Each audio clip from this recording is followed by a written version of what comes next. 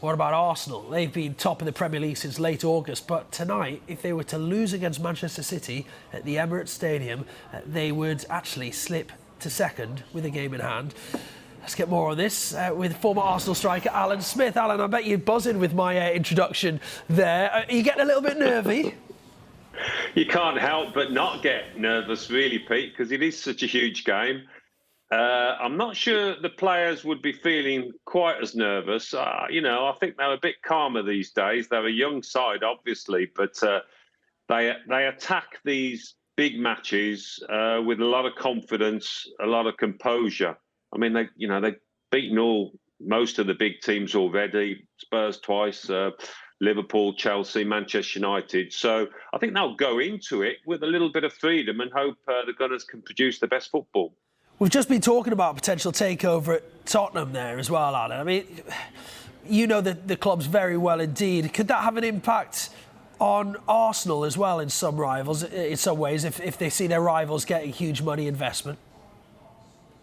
Yeah, I mean, you never know. Spurs spend what they earn at the moment, and if that changes, I mean, we've seen at Newcastle that you can't just go gung-ho on the spending front with financial fair play. I mean, we'll see how that one pans out at Spurs. What I would say at Arsenal, obviously, silent Stanley Kroenke got a lot of stick, but nobody really is criticising at the moment because he's backed Arsenal with hard, solid cash, it looks like. And as a result, they've been able to improve that squad. If there's a takeover at Spurs, maybe things will change in that direction as well.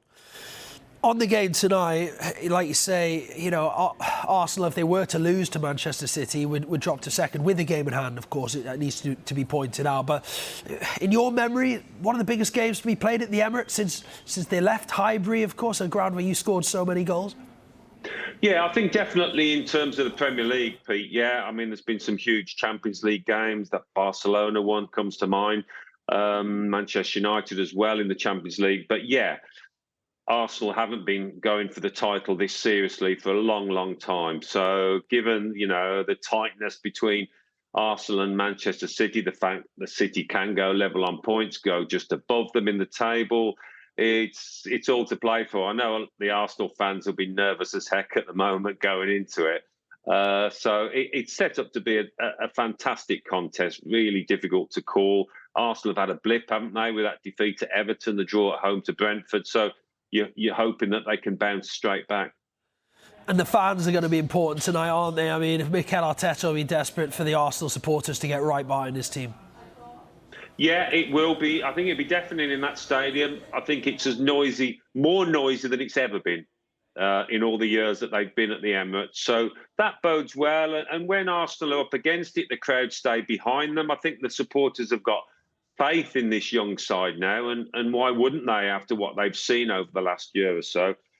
So it is really noisy. There's an enthusiasm. There's an optimism there. Again, justifiably. And I think they'll play their part. It's no longer a comfortable place to visit, the Emirates. It's got more of an intimidating atmosphere, and certainly playing against that Arteta team, that isn't a team you go out and enjoy playing against because they are so quick. They do close down so fast. So City will know all about that, of course, under Pep. He'll prepare them. So that's what makes it such an enticing contest. Arsenal are a bit funny little run, aren't they? They've lost 2 of their last 3 games, including a defeat to City themselves in the FA Cup. Arsenal fans in here behind me all feeling a bit worried about tonight. Does it feel like a wobble? There's something to be concerned about? Well, it is a little wobble. I mean, who doesn't have a wobble during the course of the season? It is the biggest one so far, really, isn't it? You mentioned the Cup game and the 2 league matches. But if you're going to win the title, you've got to put that behind you now and move forward. And I do think the City game is the kind of match that you want to leave behind those iffy results. Everybody, all 22 players on the pitch that start are going to be up for it. Certainly the Arsenal lads will be.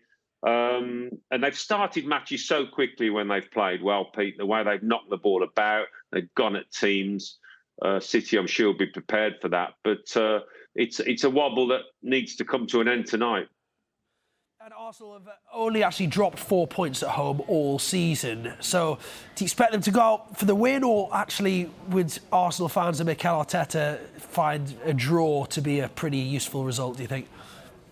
Oh, they'll definitely go for the win. That's such a positive team. Obviously, if it gets to 85 minutes and it's 1-1, and then you're a little bit more conservative, aren't you? But that's such an attacking side. That's where their strength lies, really. I mean, Saka's been in sensational form. Eddie Nketiah's been finding the back of the net. Odegaard, the captain's been fantastic. Martinelli, who was a little bit quiet against Brentford, you'd expect him to come back into it. Going forward, they can scare any defence. And, it has to be said, Manchester City defensively haven't been as convincing as they have been in previous seasons. 1 or 2 questions to answer there. So, yeah, that's what makes it so compelling tonight. Of course, Arsenal had this really disappointing VAR situation at the weekend, cost them a win against Brentford. Obviously, there's been an apology since, but it doesn't really help them. I mean, is there an element of Mikel Arteta using the anger from this to inspire them to go on and win, or will it go the other way? Do they start thinking, oh, this is it, everything's going against us now? No, well, you certainly...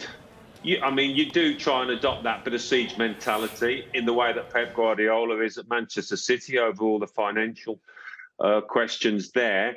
But listen, I think what Arteta would have been most concerned about was the way Brentford created so many chances and certainly didn't deserve to lose that match, whatever you say about VAR. So they've got to put that behind them and concentrate on the performance that they put on, because it wasn't quite good enough against Brentford and they need to be a lot better. VAR had a nightmare across the weekend. We know that.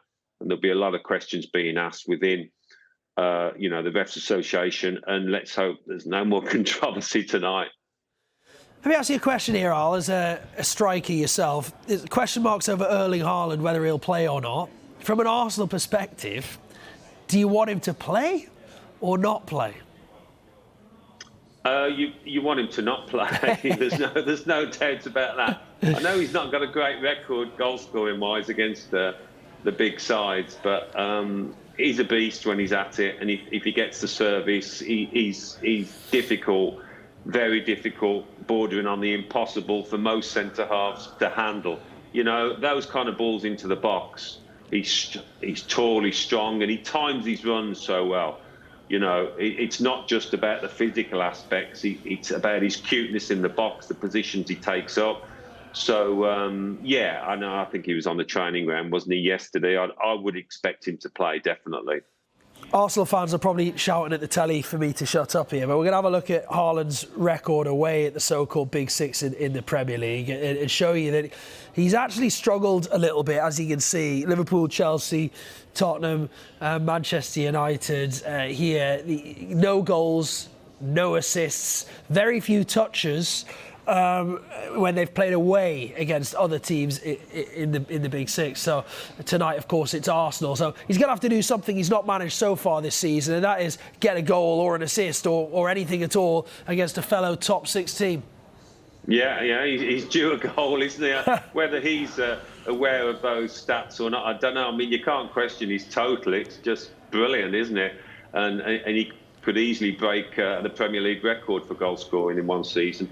But he's still a great threat. He'll still, take defenders away from City teammates, perhaps. I wouldn't question his abilities and his contributions to City this season at all.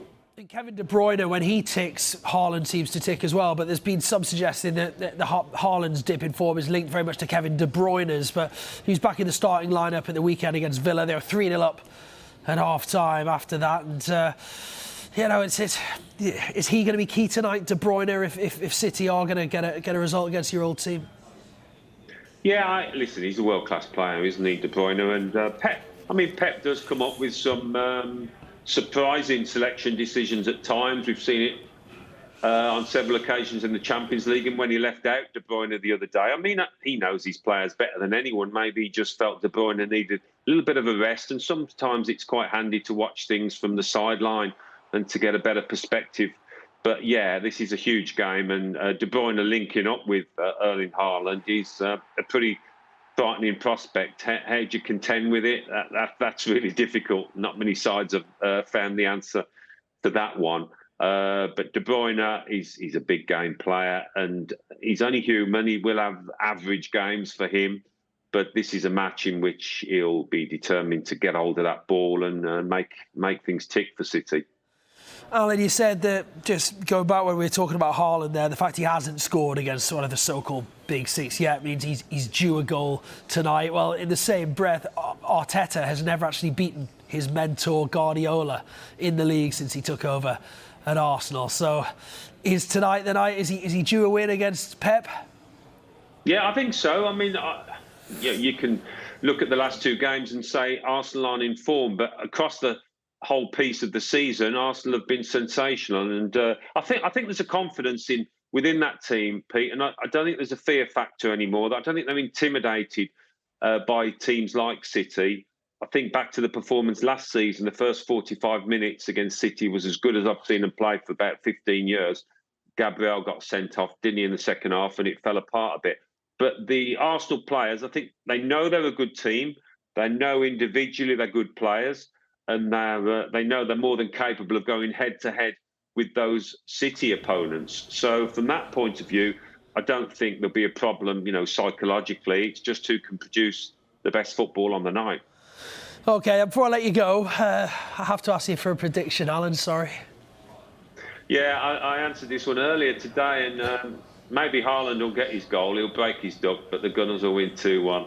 That's what my heart is saying it, my head slightly saying it, so I'm going 2-1 Arsenal. OK, great stuff. We'll take it. Well, enjoy it, Alan. We appreciate you coming on Sky Sports News and sharing your thoughts on that game. Cheers.